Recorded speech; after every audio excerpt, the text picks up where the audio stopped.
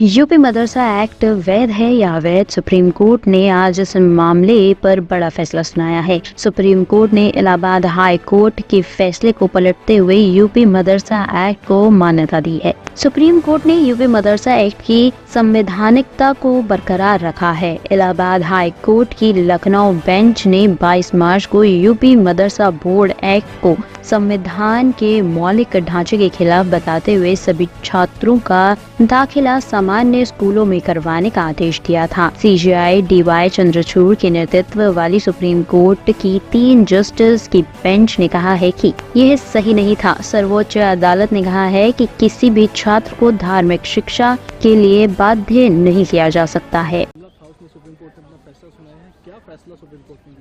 Supreme court ने high court का जो निर्णय था, जिसमें ये कहा गया था कि मदरसा बोर्ड की और जो एक्ट है वो संविधान के सेकुलरिज्म के प्रिंसिपल के विपरीत है, उसको पूरी तरह से खारिज किया है, उसको सेट असाइड किया है और कहा है कि मदरसा बोर्ड और जो एक्ट है वो पूरी तरह से कॉन्स्टिट्यूशनल है।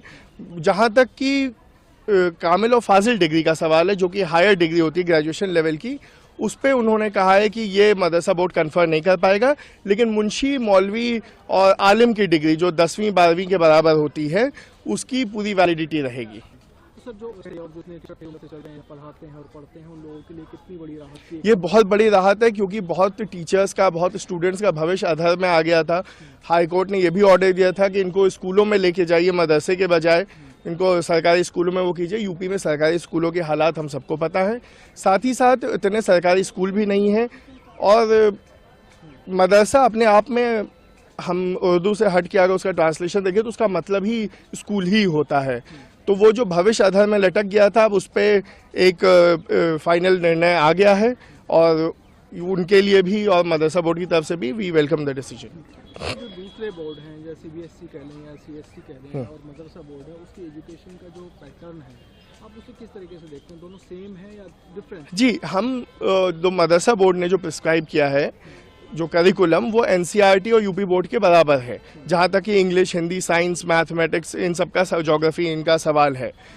बस एक अलग से इस्लामिक इंस्ट्रक्शन दिया जाता है, जो कि एक संवैधानिक अधिकार है जनता का, जो मुस्लिम है खास करके उनका, कि वो उसकी एजुकेशन पाएँ।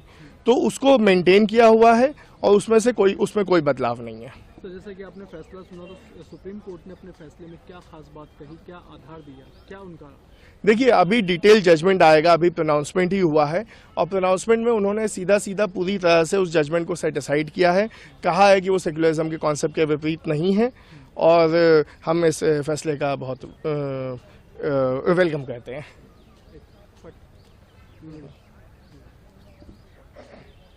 अब supreme court has delivered the verdict in the UP Madrasa board. नहीं, हम लोग अभी जो सुप्रीम कोर्ट ने फैसला दिया है उत्तर प्रदेश मदरसा एक्ट के सिलसिले में कि वो अनकॉन्स्टिट्यूशनल नहीं है बल्कि कॉन्स्टिट्यूशनल है, और इलाहाबाद हाई कोर्ट के उस फैसले को रद्द किया है। इससे तमाम मदरसे से मुतालिक लोगों में खुशी और मसरत की लहर दौड़ी है। और जाहिर सी बात है, ये यूपी मदरसा एक्ट उत्तर प्रदेश की हुकूमत ने खुद बनाया था, तो कोई भी एक्ट जो हुकूमत ने बनाया हो वो किस तरीके से अनकॉन्स्टिट्यूशनल हो सकता है।